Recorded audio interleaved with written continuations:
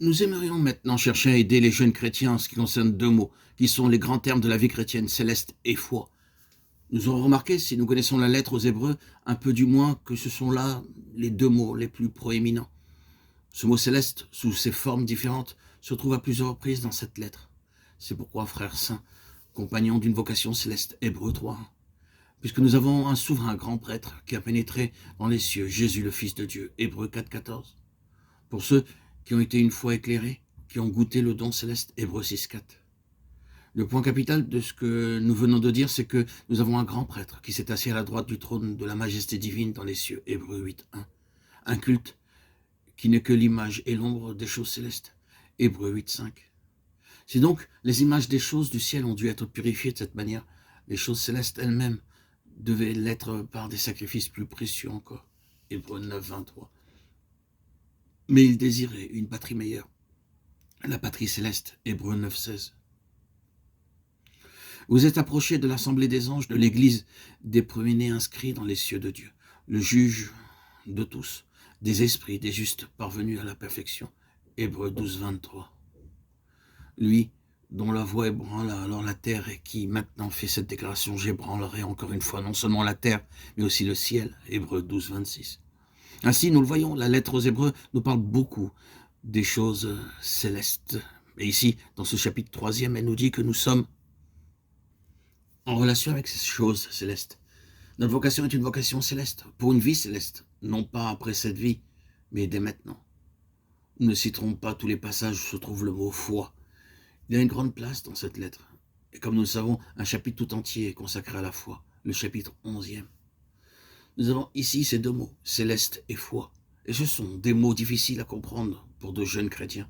Si l'on dit aux jeunes chrétiens, vous êtes appelés désormais à vivre une vie de foi, ils pourront penser à cette vie d'une façon très limitée, qu'ils doivent croire en Dieu, que Dieu peut les sauver, que Dieu peut les garder, que Dieu peut pourvoir.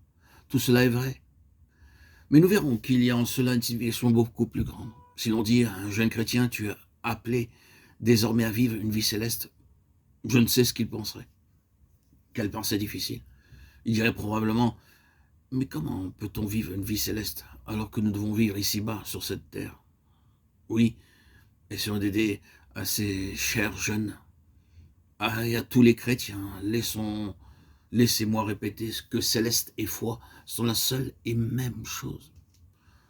Retournons directement dans l'Ancien Testament pour avoir une illustration et nous allons employer encore un autre grand mot. Lorsque Dieu lève un instrument sous la forme d'une personne ou d'un peuple, il met toujours cet instrument, cette personne ou ce peuple sur une base surnaturelle. Il prend toutes les mesures nécessaires pour veiller à ce que la base de leur vie soit surnaturelle. Il les fait sortir complètement d'une base naturelle et pour eux, mais s'il n'y avait pas ce qui est surnaturel, il n'aurait rien du tout. Ils trouvent cela difficile à supporter. Mais c'est de cette manière qu'ils ont compris être entrés en relation avec un Dieu surnaturel, un Dieu absolument au-dessus de ce qui est naturel.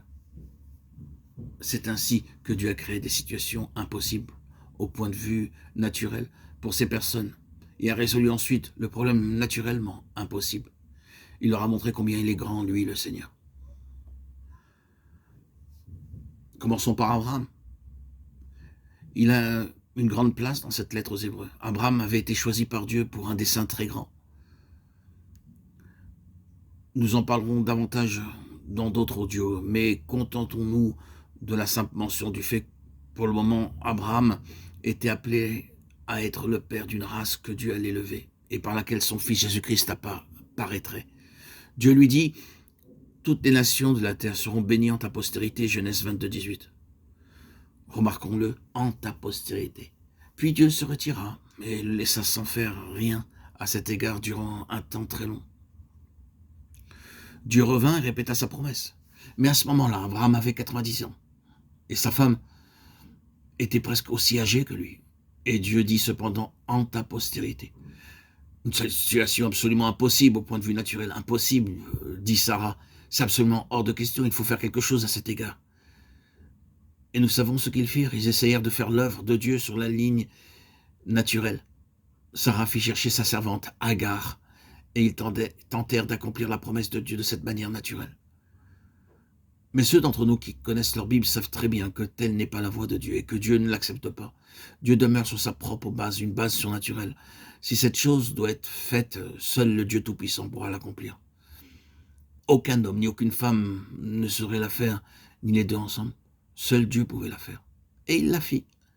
Il l'est mis sur une base surnaturelle. Ce fut une grande épreuve de foi. Ce n'était pas une base terrestre, mais une base céleste. Ce n'était pas une base naturelle, mais la base de la foi. Et ce fut ainsi que Dieu l'accomplit.